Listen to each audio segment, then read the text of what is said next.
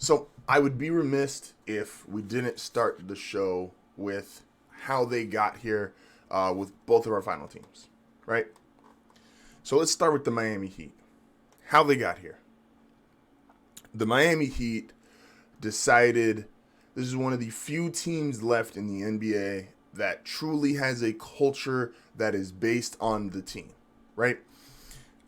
Compared to its Western Conference rival, and compared to, I could argue, 27, 28 teams in the NBA, that it's really just the Heat and the Spurs that truly have a culture that is not based on the players. What Pat Riley has created in Miami, going all the way back to that first D-Wade Shaq team. There's kind of the anomaly in the middle with LeBron, Chris Bosh, and Wade, but when LeBron James wants to join your franchise, saying no is not really ideal, and Pat Riley's way too smart to say no to something like that. The rebuild post-LeBron James, and even this team now, this is the Miami Heat have a culture that Pat Riley has had an impact and his stamp on, and it shows. And this Heat team, what they decided to build, what they bought into this year, was being tough, was being being tough, still adapted to the way that the NBA needs to be played today, which is they have guys who can shoot threes. Dragic can shoot threes. They got obviously Tyler Herro, Duncan Robinson, so they have the 3-point shooters that you need to play in today's game. But Jimmy Butler, they still have a big man with Bam Adebayo. I apologize, I always mess up his name. This is still Miami Heat basketball. There is a culture and a precedent set in that is not based on a singular player being there. This is the same team, and it's hard to see sometimes because they've had this same formula in the last couple years, even with Dwayne Wade. But obviously, Dwayne Wade was not who he was the last couple years of his career prior to earlier in his career. But this is still put a big man, put some tough wing defenders around him, and then have a point guard who maybe isn't great but can run the show and still execute an offense. And what you're seeing with this Heat team is that, and just guys that go to Miami, they're not going to Miami to per se be a superstar, which is kind of an oddity in a city like Miami, right? You would think like Miami, LA, Chicago, like these would be cities you'd go to go be a superstar. But besides Dwayne Wade, no one has really gone to Miami and become a superstar. LeBron was a superstar prior to Miami. Chris Bosh was a superstar prior to Miami. But no one's going to Miami to truly be a superstar because this is Pat Riley's team. This is Pat Riley's DNA is written all over this. Jimmy Butler, at the end of last year, obviously he's with that really talented 76ers team, and all you hear is, well, is Jimmy really happy because Simmons' effort is Joel Embiid's effort is and Jimmy is obviously 24/7 all the time. He's high energy, super tough player, and he wants everyone to be bought in every single play, every single game. He doesn't do the whole, oh, well, I'm a star so I can take this play off, or, oh, I'm great so I only got to play half-hearted. Jimmy Butler is a no-nonsense, no half-ass kind of player. He goes to Miami.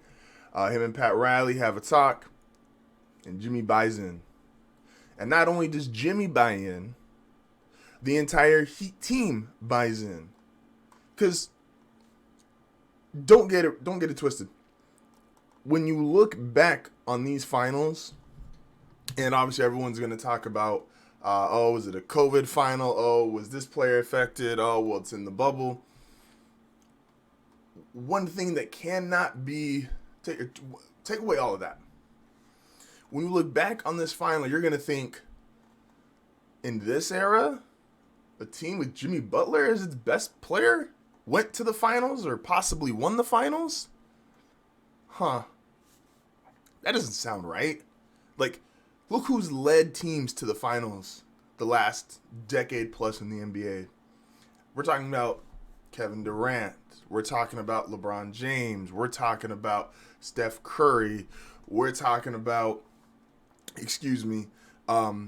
You've got obviously even before before this great Warriors run, you've got Kobe and the Lakers. You've got Tim Duncan and the Spurs. You've got like Kyrie Irving with LeBron, or you've got D Wade with LeBron in Miami. Those are some of the greatest players we've ever seen. And the Miami Heat got there in 2020 with Jimmy Butler? And there must have been another superstar, though. Everyone's got 2 or 3 superstars. No. Bam Adebayo's an all-star, but I don't think anyone would say he's a superstar. You could argue he is one of the best at his position, but the center position in the NBA, outside of Jokic and Gobert for predominant defensive reasons, who's really a great center in the league? The Heat and Jimmy Butler did it the Miami Heat way. They did it the Pat Riley way. They did it the tough way. They buy in. There is no true superstar on this team. I mean, hell, Jimmy Butler and Bam Adebayo are their all-stars. And Goran Dragic leads them in scoring. And Tyler Herro's a rookie who dropped 37 in a game. And Duncan Robinson has the most threes ever for a Division III player. There's just guys who are not supposed to be here. It's a bunch of guys who are, they're not as talented as the Lakers' top 3 or 4. Like, think about that. I could argue if you put a list of just talent, just who's the most talented players on each team, the Lakers might have the top 3, 4 guys. But if I asked you, who were you more convinced of will have a good game, and I put the top 10, besides LeBron James and Anthony Davis, I could argue 3 through 10, 6 of them are going to be Miami Heat players. You're going to be more confident in Jimmy Butler, Goran Dragic, Bam Adebayo, Tyler Herro, Duncan Robinson, even a guy like Jay Crowder. Like I said, just to have a good game. We don't know what Kyle Kuzma is going to do on a day-to-day basis. I really like Danny Green, but we don't even know what we've seen Danny Green go cold during these playoffs. Dwight Howard, he was great. He was great in Game 5 against the Nuggets, and he's been a good role player all year. But this game's Dwight Howard is almost not even used. Him and JaVale McGee. Sometimes they play, sometimes they don't. Forget playing well, sometimes they just don't play in the game at all. This Heat team has done it in such a Miami Pat Riley-esque way. Jimmy Butler is the perfect star player for them, despite you could argue him not being a superstar. I will defer to Will. Will made a great comment where we discussed this on the Real Big Three a couple weeks back, and you could feel like there's players better than Jimmy Butler. But Jimmy Butler doesn't feel that way. And Jimmy Butler feels like one-on-one, there's not a lot of guys who can beat him. And the rest of this Heat team buys into the no nonsense, no plays off. We're playing hard every single game. And both teams only lost 3 times in playoffs. And if I told you Jimmy Butler and the Miami Heat were only going to lose 3 times in the playoffs versus LeBron James and the Lakers only lose 3 times in the playoffs, let's switch over to the Lakers. And yes, I have a Lakers jersey on right now. This is not a biased thing. This is with the start of the finals. I thought it was appropriate to bring out number 24. Rest in peace, Kobe Bryant. Kobe Bryant fan, not a Lakers fan. Let's just be very clear about that. How did the Lakers get here? So obviously, the Lakers went out at the beginning of the season, or during the offseason, and they acquired, you-know-who, Anthony Davis, trade of the offseason. Now, the Lakers feel like AAU kids, or even more so, feel like trust fund kids. I mean, there's a difference when, and I know all the Laker fans out there, they hate this sentiment, and for some reason, in a city with the Lakers, Dodgers, and Rams, they want to be gritty, or they want to be hard, or old-fashioned, or hard-nosed, or they want to feel like they're tougher than they really are, when in reality, if you took away a very luxurious bank account that is provided for them, what are they really doing? If you just changed cities, right? Like, the Lakers were not always in Los Angeles. The Lakers used to be the Minneapolis Lakers. And if they were still in Minneapolis, they would not be in the position that they've been since they moved to Los Angeles. We love dreaming of the big city. We love it. Excuse me. The glamour of an LA.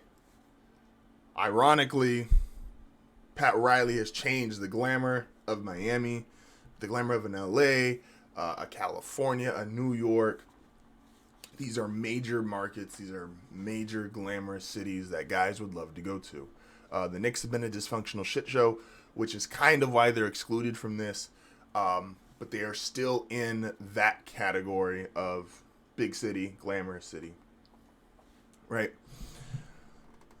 The Lakers had a team last 2 years, last 3 years, I could argue, where it was, okay, let's draft some guys. Let's try to develop some guys. Let's see if we can build a really, like, a homegrown team. They're going to love this, right? Taking a little bit from the Dodgers, because the Dodgers, to their credit, even though having them same payroll, still has been able to develop guys, right? Like, there is still homegrown, like Corey Seager is a homegrown guy. Justin Turner's not homegrown, but he popped when he got to LA. Clayton Kershaw, obviously. Kenley Jansen. So, like, they have guys they have developed, and they feel like LA guys. The Lakers tried this. And they got Lonzo Ball. And they got Brandon Ingram. They got Josh Hart. And they got Kyle Kuzma. And they got where? More number 2 overall draft picks. More disappointing seasons. More lottery picks. And then it took about 3 or 4 years of this. The Lakers said, can't do this no more. This isn't us. We're not good at this. We need something. How are we going to change this? Magic, come on in. Magic, we need you to change this. We're not good at this. We're not good at the whole developing our own guys and creating a team. Magic, come help. And Magic said, I got you. And Magic wasn't a great GM per se, but Magic is a great personality, and there is a lot of things that come with being Magic Johnson. And Magic Johnson did the one thing that was necessary, which is he sold LeBron on, hey, this is what we're going to do. You come be a part of this. This is what it could be. And LeBron said yes. So Lakers then went and acquired one of the 3 greatest players of all time and said, hey, we're back on the map. We got this. We're good. And then we got a very glaring example of who works with LeBron and who doesn't work with LeBron. And the young Lakers did not work with LeBron. I mean, just vividly so. Like, I mean, you saw, obviously, there was games him sitting on the end of the bench, not really communicating with players. LeBron just did not work. It just did not work with this team, right? And so, from there, the Lakers are like, we got to fix this because it's not working with Kuzma. It's not working with Ingram. It's not working with Lonzo. It's not working with Hart. It's not, our young guys just not working, man. We got LeBron James. We got to fix this.